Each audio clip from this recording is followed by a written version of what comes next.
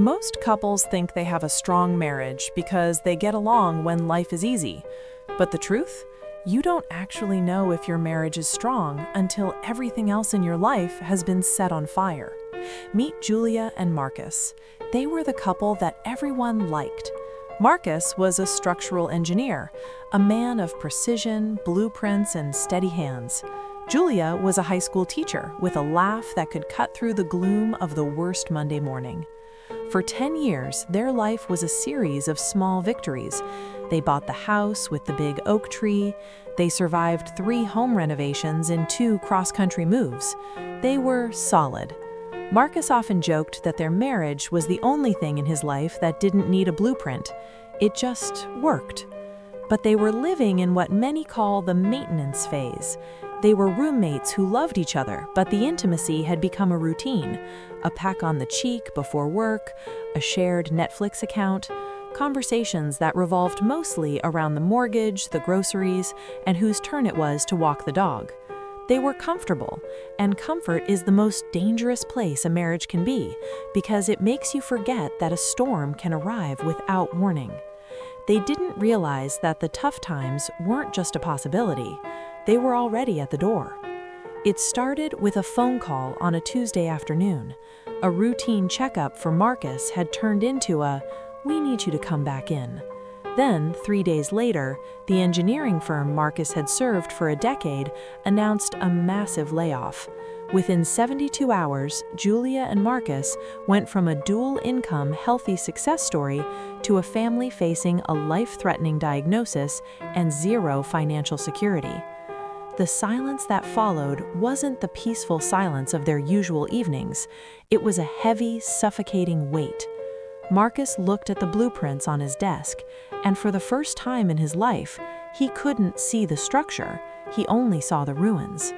As the bills piled up and the medical appointments began to dominate their calendar, Julia asked a question that would define the next year of their lives.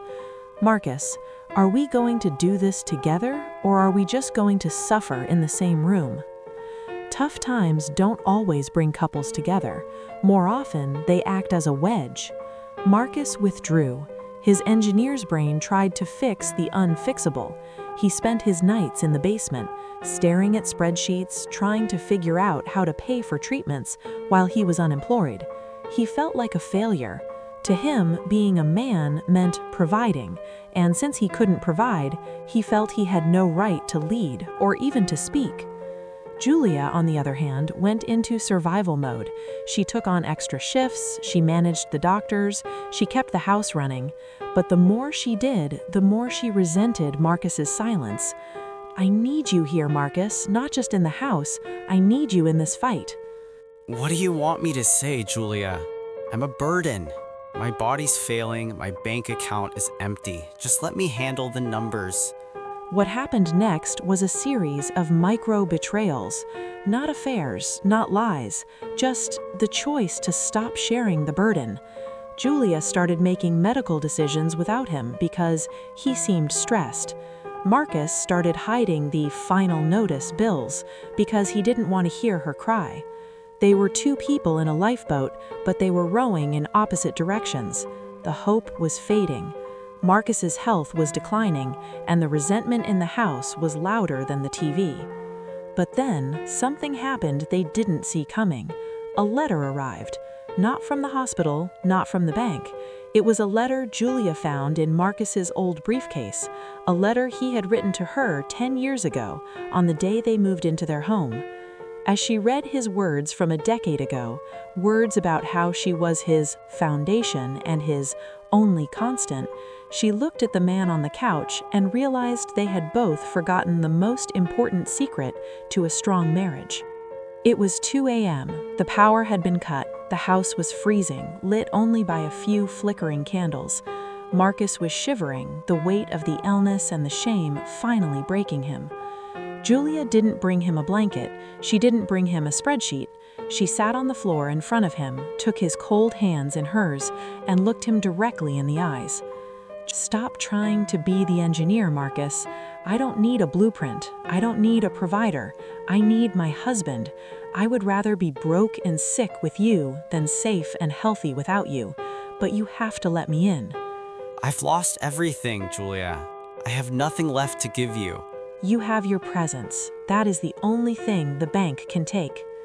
In that dark, freezing living room, the maintenance phase died. For the first time in years, they didn't talk about money or medicine, they talked about their fear. They cried until their eyes were swollen. They stopped trying to fix the tough times and started simply enduring them together. It was the most intense intimacy they had ever experienced. It wasn't romantic, it was raw. It was the moment they realized that their marriage wasn't the house, the oak tree, or the bank account. It was the two of them, and nothing else. Marcus didn't get better overnight. The layoffs didn't magically end, but the atmosphere in the house changed. They started a new ritual, the 10-minute truth. Every night, they had to share one thing they were terrified of. No solutions allowed, just listening. Marcus eventually found a job, lower pay but less stress. His health stabilized, but they didn't go back to the way they were before. They didn't want the maintenance phase anymore. They realized that the secret to a strong marriage during tough times isn't about solving the problem, it's about making the problem the outsider. Instead of Marcus versus Julia, it became Marcus and Julia versus the world. The storm didn't break them. It just stripped away everything that didn't matter, leaving behind a foundation that no engineer could ever design. If you are going through a storm right now, listen closely. Your partner is not your enemy. The bills are the enemy. The illness is the enemy. The silence is the enemy. Stop trying to fix the situation and start prioritizing the us. A strong marriage isn't built in the sunshine, it's forged in the fire. Julia chose to stay when most would have walked away.